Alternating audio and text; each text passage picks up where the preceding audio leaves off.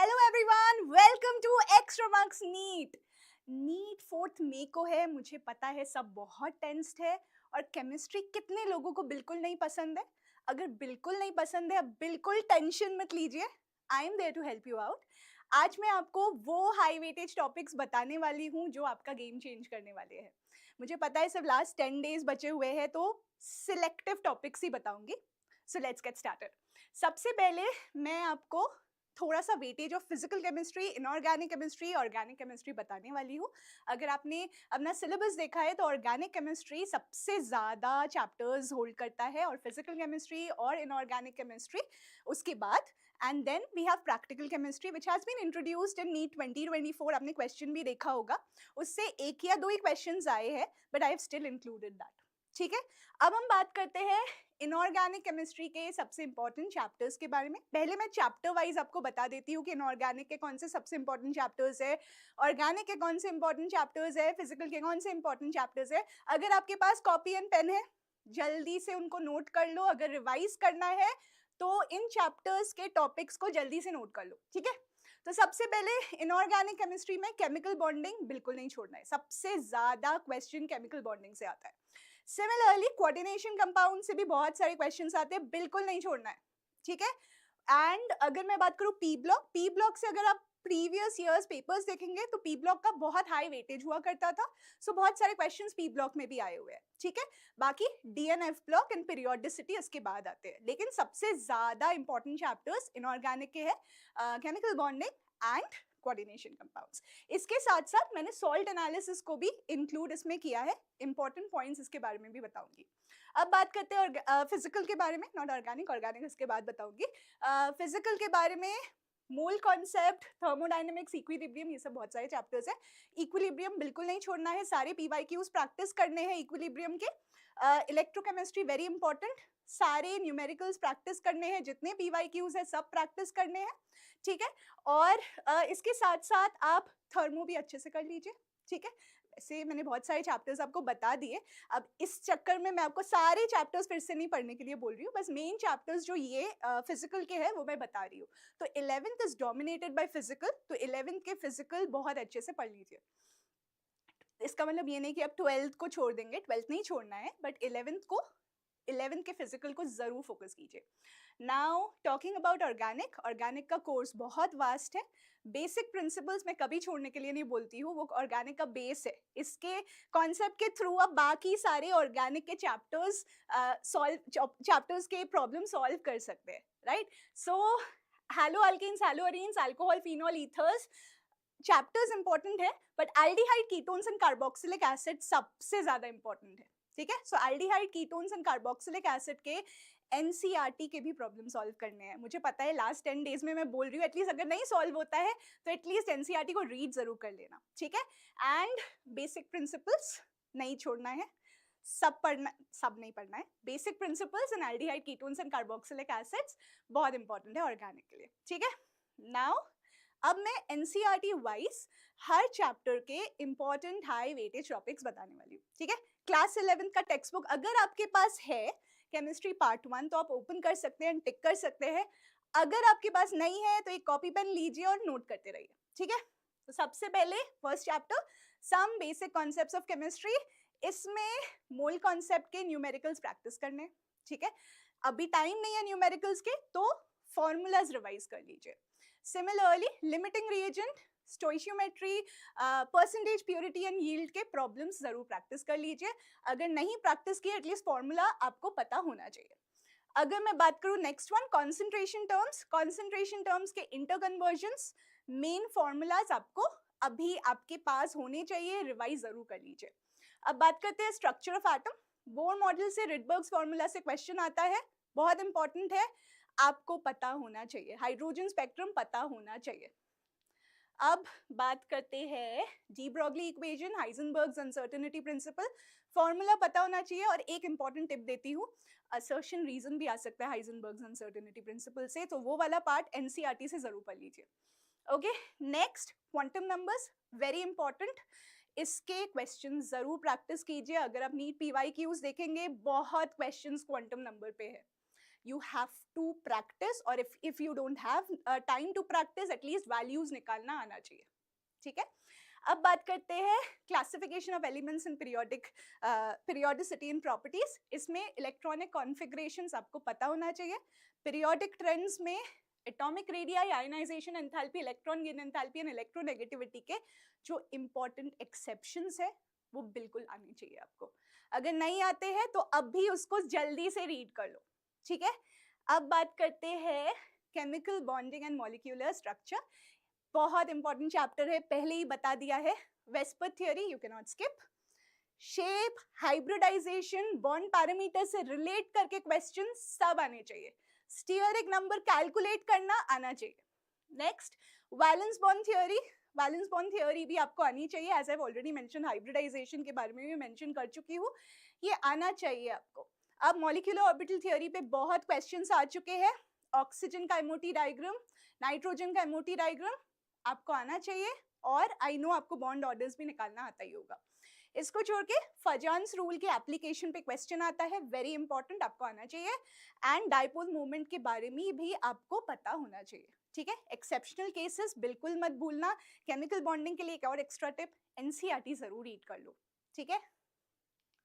अब बात करते हैं थर्मोडायनेमिक्स. थर्मोडायनेमिक्स में फर्स्ट लॉ के न्यूमेरिकल्स आते हैं. फर्स्ट लॉ से रिलेटेड जितने भी work done in different thermodynamic processes है वो जरूर उसके फॉर्मूलाज नोट कर लो, उसके क्वेश्चंस आ सकते हैं. Entropy very important. एंट्रोपी से असर्शन रीजन भी आ सकता है, बिल्कुल उसको बिल्कुल प्रैक्टिस करना. ठीक है. एंड गिब्स एनर्जी से जनरली एंट्रोपी, गिब्स एनर्जी से spontaneity, spontaneous, non spontaneous process, इसके बेस्ड क्वेश्चन आता है. गिब्स हेल्महोल्ट्ज इक्वेशन से क्वेश्चन आता है, ये आपको पता होना चाहिए. थर्मोकेमिस्ट्री में बॉन्ड एंथैल्पी के प्रॉब्लम सॉल्व करना, एसेस लॉ के प्रॉब्लम सॉल्व करना, वेरी इंपॉर्टेंट. अब बात करते हैं equilibrium, very important chapter for physical chemistry. Chemical equilibrium में ली शैटलियर्स प्रिंसिपल वेरी इंपॉर्टेंट. ली शैटलियर्स प्रिंसिपल वेरी स्कोरिंग होता है, तो आपको बिल्कुल इसके assertion, reason, statement based questions भी आने चाहिए. इसको छोड़ के केपी-केसी का रिलेशन वेरी इंपॉर्टेंट, आपको अब तक आना चाहिए. आयोनिक इक्विलिब्रियम की बात करते हैं. इन ionic equilibrium salt hydrolysis very important. Okay. Salt hydrolysis के सारे formulas, cationic hydrolysis, anionic hydrolysis सब आने चाहिए. डिफरेंट कॉम्बिनेशन, इवन सबसे ज्यादा क्वेश्चन, अगर आपके पास कॉपी पेन है जल्दी से नोट करो, वीक एसिड वीक बेस से सबसे ज्यादा क्वेश्चन आए हैं. ठीक है ना, इंपॉर्टेंट है. अब Henderson Hasselbalch equation very important. Buffer solution निकालना आना चाहिए. एसिडिक बफर क्या होता है, बेसिक बफर क्या होता है, थोड़ा बहुत आइडिया होना चाहिए. Solubility product very important for NEET. एक extra tip, solubility product and common ion effect को यूज करके वो वाले प्रॉब्लम जरूर सॉल्व करना. अगर टाइम नहीं है तो एटलीस्ट एक बार देख लेना. ठीक है. सो ये था equilibrium, very important chapter in physical chemistry. अब बात करते हैं पीएच के बारे में. लास्ट टॉपिक रह गया था, अभी बता देती हूँ. पीएच के सारे फॉर्मूलाज प्लीज एक बार रिवाइज कर लेना. Next, redox reaction. दो इंपॉर्टेंट चीजें रेडॉक्स रिएक्शन से याद रखना है. नंबर 1, ऑक्सीडेशन नंबर निकालना. एक ना एनसीईआरटी में टेबल है जहाँ पे ऑक्सीडेशन नंबर्स कुछ स्पेसिफिक कंपाउंड्स के दिए हुए हैं, जैसे ट्राइब्रोमो ऑक्टोक्साइड वगैरह, वो जरूर देख लेना. ठीक है. बैलेंसिंग आपको आनी चाहिए. अब बहुत देर हो गई है, but still I will say balancing आपको आनी चाहिए. कभी कभार रेडॉक्स रिएक्शन एंड इलेक्ट्रोकेमिस्ट्री को मिलाकर क्वेश्चन आ जाते हैं, specially using the balancing of redox reaction point. ठीक है. Okay. Now, organic chemistry, some basic principles and technique are base of organic. Nomenclature के question आ सकते हैं, आपको रिवाइज करना चाहिए. ठीक है. प्रायोरिटी ऑर्डर वो टेबल एक बार देख लेना. ठीक है. उसके सफिक्सेस, प्रीफिक्सेस एक बार रिवाइज कर लेना. नॉमेनक्लेचर छोड़ के ऑप्टिकल आइसोमेरिज्म, हैलोजन डेरिवेटिव्स के साथ मिक्स करके क्वेश्चन आ सकता है. SN1 SN2 के ऑप्टिकल आइसोमेरिज्म को मिक्स करके कुछ क्वेश्चन आ सकता है. आई मीन SN1 SN2 के स्टीरियो केमिस्ट्री को मिक्स करके क्वेश्चंस आ सकते हैं. प्लीज प्रैक्टिस कर लेना. Next, electron displacement in covalent bond में इंडक्टिव इफेक्ट, मीजोमेरिक इफेक्ट. ठीक है. हाइपर कॉन्जुगेशन के एप्लीकेशंस बहुत इंपॉर्टेंट है. acidic strength, basic strength involving inductive effect and mesomeric effect, very important. ठीक है, very important. Hyperconjugation linked to the stability of alkenes, very important. Question आएगा, ठीक है? सो अगर मैं बोलूंगी क्वेश्चन आएगा, आप जरूर इसको एक और बार प्रैक्टिस करेंगे, ठीक है? नेक्स्ट, रिएक्शन इंटरमीडिएट्स के stability orders, very important, stability based question of carbocation, carbanion, free radical, very important, आपको आनी चाहिए, ठीक है? आपको एटलीस्ट बेसिक कॉन्सेप्ट पता होना चाहिए इसका। लास्टली, प्यूरिफिकेशन टेक्निक्स एक बार रीड कर लेना, अगर टाइम नहीं मिलता है तो एटलीस्ट क्वांटिटेटिव एनालिसिस के फॉर्मूला जरूर देख लेना, हैलोजन, सल्फर एंड नाइट्रोजन का। क्वालिटेटिव एनालिसिस में नाइट्रोजन वाले नाइट्रोजन का जो क्वालिटेटिव एनालिसिस होता है उससे बहुत क्वेश्चन आते हैं, ठीक है? सो प्रशियन ब्लू प्रेसिपिटेट जो होता है उसके क्वेश्चंस बहुत ज्यादा आते हैं, जरूर नोट कर लो, अभी जरूर नोट करो एंड प्रैक्टिस जरूर कर लेना, ठीक है? अब बात करते हैं हाइड्रोकार्बन के बारे में।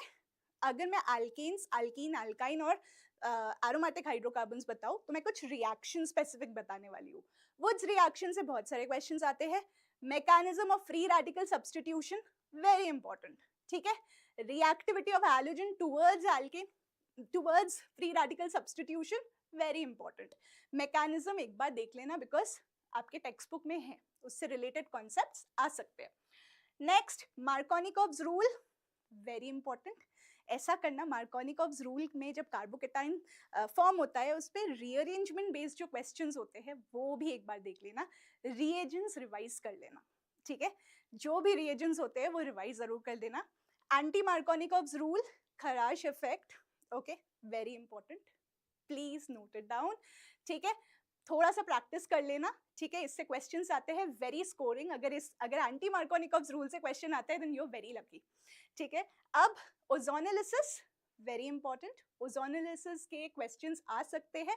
एक इंपॉर्टेंट टिप दे रही हूँ, एनसीईआरटी में कुछ हिडन क्वेश्चन है ओजोनोलिसिस के, प्रैक्टिस कर लेना। अगर प्रैक्टिस नहीं कर सकते तो एक बार देख जरूर लेना उनको, ठीक है? एग्जाम्पल जरूर देख लेना, इंटेक्स क्वेश्चंस भी देख लेना इनके। नेक्स्ट, इलेक्ट्रोफिलिक एरोमेटिक सब्स्टिट्यूशन के mechanism based questions, very important.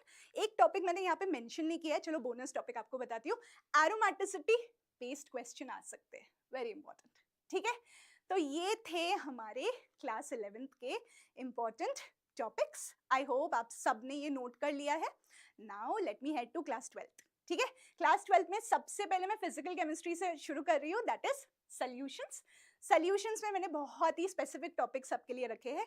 Henry's law, very important, numerical, very important, application based on Henry's law, very important. NCERT के वो पार्ट को रीड करो, केएच की dependence, very important, KH itself, Henry's law constant itself is very important, last year भी इस पर question आया था। राउल्स लॉ, वेरी इंपॉर्टेंट, ठीक है? राउल्स लॉ के जितने ग्राफ्स है वो देख लेना, आइडियल नॉन आइडियल सोल्यूशन क्या होता है वो देख लेना, उनके ग्राफ्स क्या होते हैं वो देख लेना, very important. And lastly, modified colligative properties plus want of factor के साथ जितने भी न्यूमेरिकल्स होते हैं, वेरी इंपॉर्टेंट, ठीक है? अगर न्यूमेरिकल देखने का टाइम नहीं है, फॉर्मूला जरूर इनके रिविजिट कर लेना।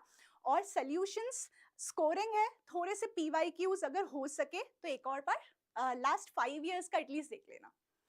Next, let's talk about chemical kinetics. Order determine करना बहुत इंपॉर्टेंट है, ठीक है? Determination of order using graphical method, very important. एक इनिशियल रेट मेथड होता है वो बहुत इंपॉर्टेंट है, ठीक है?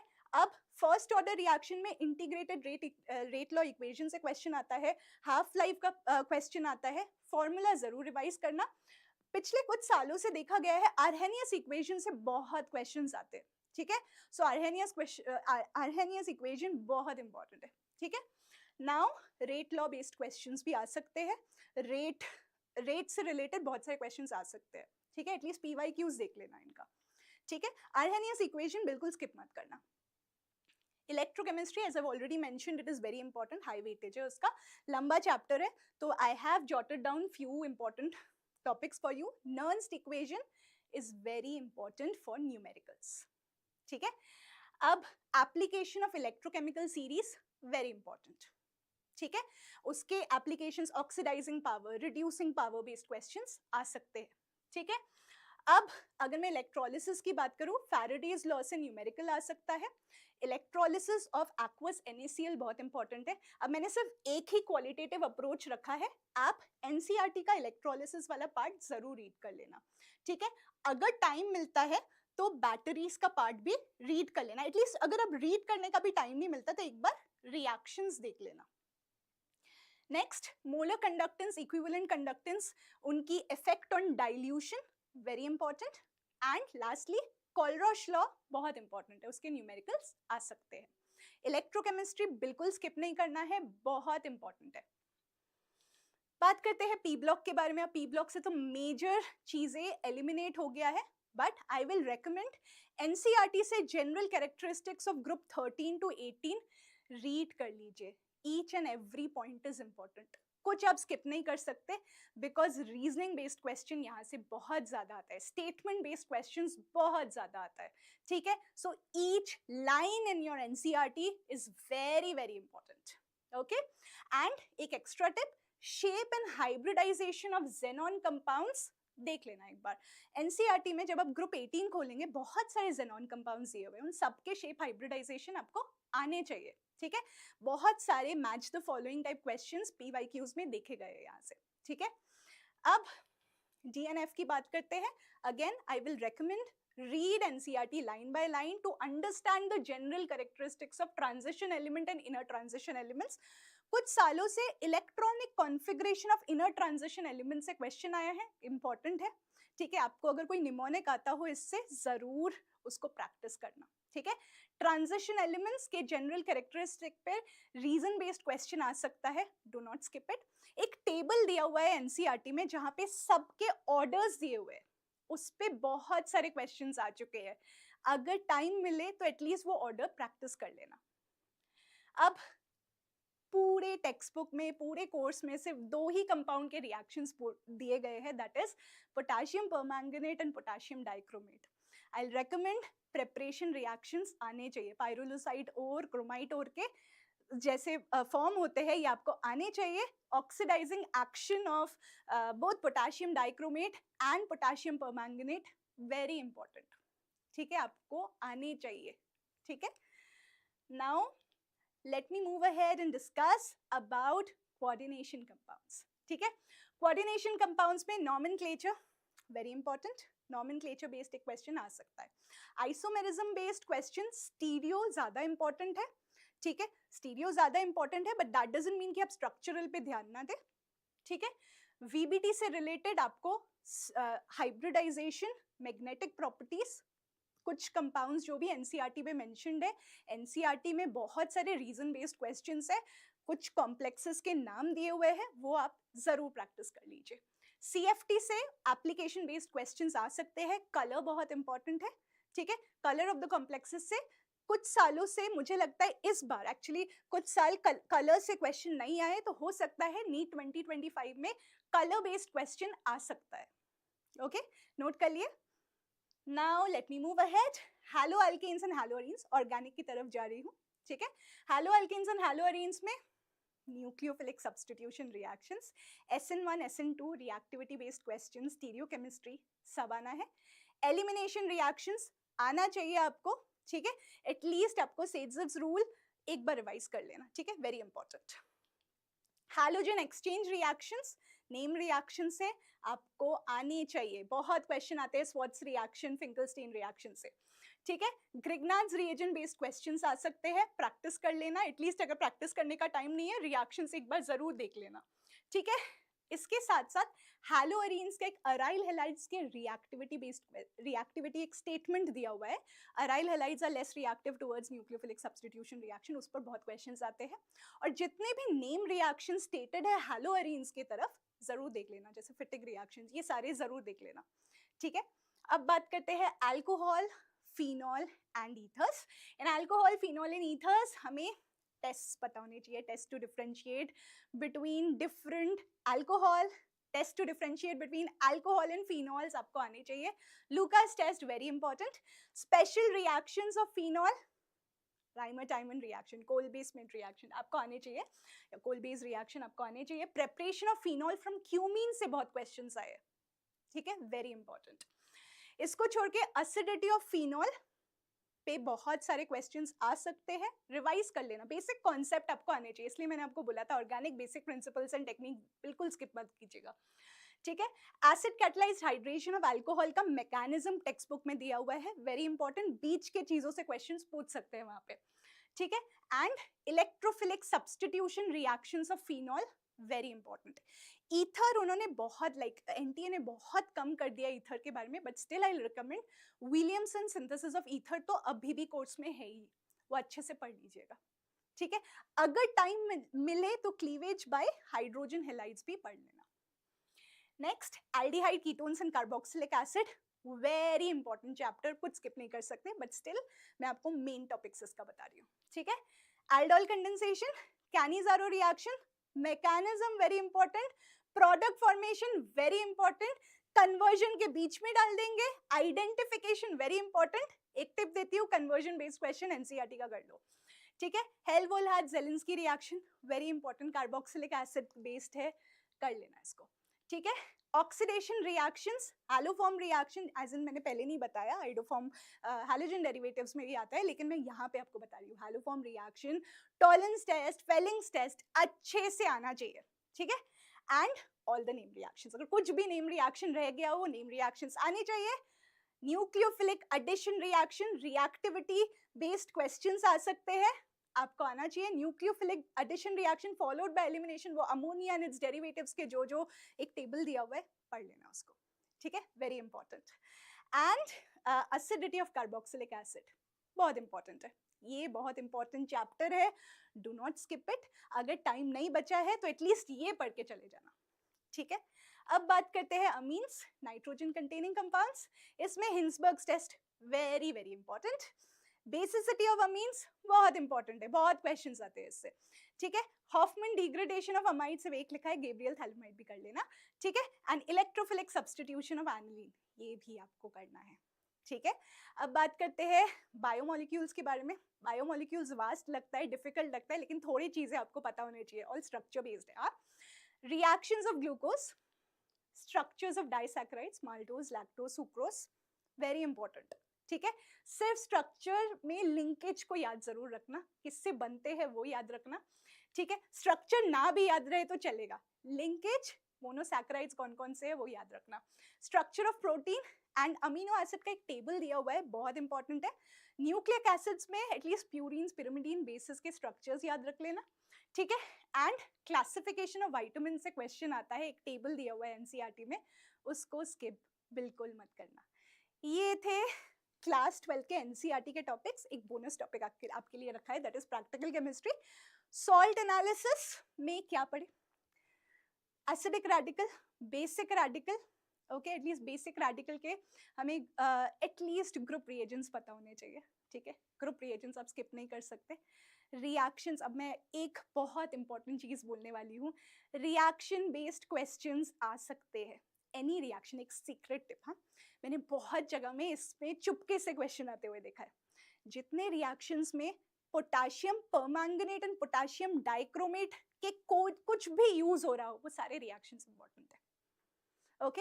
एंड एसिडिक रेडिकल के भी थोड़ी बहुत अब रिएक्शंस देखने ही पड़ेंगे।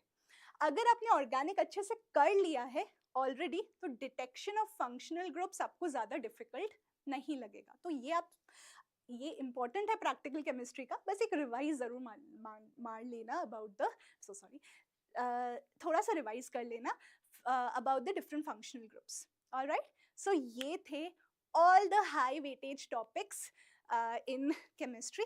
आई होप आपने सब नोट डाउन कर लिया होगा। अब कुछ इंपॉर्टेंट चीज़ें मैं आपको बताने वाली हूँ। 4 मई को नीट है, ठीक है, आप एग्ज़ाम दीजिए अच्छे से, ठीक है, आराम से एग्ज़ाम दीजिए, और उसके बाद हमारे चैनल को ट्यून इन कीजिए और आपको सबसे एक्यूरेट आंसर्स मिलेंगे यहाँ पे।